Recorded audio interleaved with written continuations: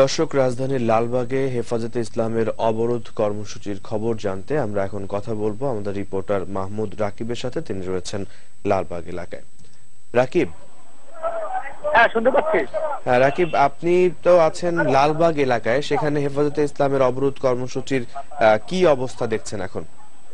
এহসান, আপনি যেমনটি বলছিলেন যে আমি কিন্তু এই মুহূর্তে ঠিক দাঁড়িয়ে আছি লালবাগ যে মাদ্রাসাটি আছে এবং যেখানে কিন্তু হেফাজতে ইসলাম তাদের অস্থায়ী প্রধান কার্যালয় হিসেবে এখান থেকে তাদের সকল কর্মকাণ্ড পরিচালিত করে।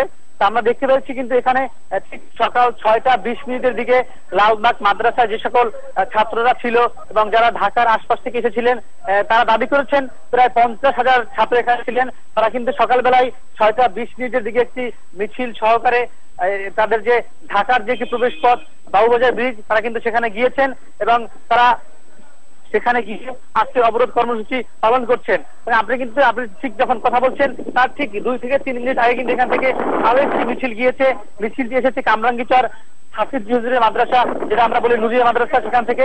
তারাও কিন্তু লালবাগ মাদ্রাসার পাশ দিয়ে একটি মিছিল দিয়ে মাত্রই গেল। আমরা দেখেছি মিছিলকারীরা কিন্তু হাতে জাতীয় পতাকা, কালেমার পতাকা, এসব পতাকা নিয়ে কিন্তু তারা মিছিল সহকারে যে যার অবস্থানে চলে যাচ্ছেন এবং তারা দাবি করেছেন যে 13 দফা দাবি বাস্তবায়ন হওয়া না পর্যন্ত তারা তাদের এই আন্দোলন চালিয়ে যাবেন।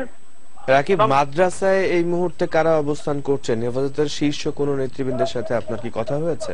হ্যাঁ, এহসান, আপনি জানেন যে এই মাদ্রাসা থেকে কিন্তু তাদের সমস্ত কর্মকাণ্ড পরিচালিত হয়। আমরা জানতে পেরেছি মাদ্রাসায় হেফাজত ইসলামের যে আমির আল্লামা শাহ আহমদ শফি, তিনি কিন্তু মাদ্রাসায় অবস্থান করছেন। এছাড়াও হেফাজত ইসলামের আরো কয়েকজন কেন্দ্রীয় নেতৃবৃন্দ এখানে রয়েছেন। তার মধ্যে রয়েছেন হেফাজত ইসলামের ঢাকা মহানগর সদস্য সচিব জুনায়েদ আল হাবিব, আরো রয়েছেন কেন্দ্রীয় নেতা আহলাল্লাহ ওয়াসেল।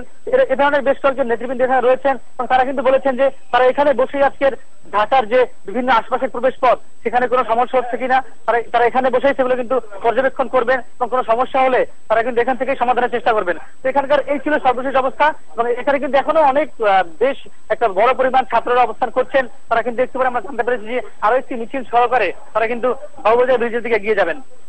রাকিব, আপনাকে ধন্যবাদ। আমরা আপনার কাছে আবার ফিরে আসবো। দর্শক, আমরা কথা বলছিলাম আমাদের রিপোর্টার মাহমুদ রাকিবের সাথে, যিনি লালবাগ থেকে জানাচ্ছিলেন হেফাজতে ইসলামের অস্থায়ী কার্যালয়ের সামনে থেকে সেখানকার আজকের অবরোধ প্রস্তুতির সর্বশেষ অবস্থা।